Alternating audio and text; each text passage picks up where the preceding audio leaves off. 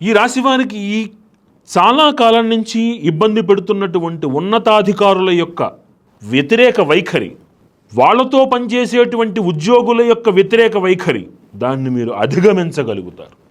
ఇన్నాళ్ళు భయంతో ఏమవుతుందో అని మీరు పడేటువంటి ఆ భయం ఏదైతే ఉందో, ఇక మిమ్మల్ని ఆ భయం ఇబ్బంది పెట్టదు. సమాధానం చెప్పగలిగే స్థాయికి చేరుకుంటారు. మీ నిజాయితీ మిమ్మల్ని కాపాడుతుంది. చాలా విశేషమైనటువంటి మాసం ఈ మాసం మీకు. పూర్వార్ధము కొంత ప్రతికూలంగా ఉంటుంది, కొంత మందకొడిగా సాగుతుంది. ప్రతికూలత అంటే వ్యతిరేకత అని కాదు, కొంచెం మందకొడిగా సాగుతుంది. ఉత్తరార్ధంలో వేగం పుంజుకుంటుంది. అనుకున్న ఫలితాలు మీరు పొందగలుగుతారు.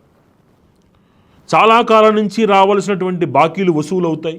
మీకు రావాల్సిన ధనం మీ ఇంటికి వస్తుంది. ఎంతో కాలం నుంచి మీరు ప్రణాళిక చేస్తున్నటువంటి ఒక సత్కార్యానికి మీరు ప్రణాళిక వేయగలుగుతారు. ఉద్యోగంలో బదిలీ సానుకూలంగా ఉంటుంది. వ్యాపార రంగంలో వృద్ధి కలుగుతుంది.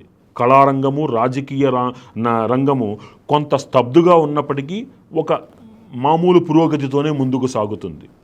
విద్యార్థులకి అనుకూలమైనటువంటి సమయము. శారీరకంగా నరములకు సంబంధించినటువంటి కొన్ని బాధలు ఇబ్బంది పెట్టేందుకు అవకాశం కనబడుతోంది.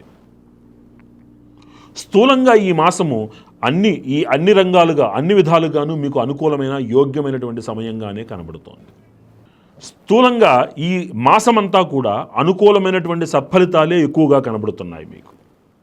ఈ రాశివారు మరిన్ని సత్ఫలితాలు పొందడానికి, ఆరోగ్యం విషయంలో పురోగతిని పొంది అందరూ ఆనందంగా ఉండడానికి విశేషమైనటువంటి అఘోర పాశుపత అభిషేకము చాలా స్పష్టంగా మీరు చేయించుకోగలిగితే, లేదా కనీసం అఘోర పాశుపత హోమం మీరు చేయించుకోగలిగితే, ఇలాంటి చిన్న చిన్న కష్టాల నుంచి బయటపడి పరిపూర్ణమైనటువంటి సౌఖ్యాన్ని పొందడము, ప్రతి శనివారము కూడా ఆంజనేయ స్వామి వారికి ఆకుపూజ చేయించుకోవడం వలన శత్రు బాధల నుంచి విముక్తి లభించి గృహంలో, ఉద్యోగంలో, మీ పరిసరాలలో ఒక ఆనందదాయకమైనటువంటి ఒక మంచి వాతావరణం ఏర్పడుతుంది.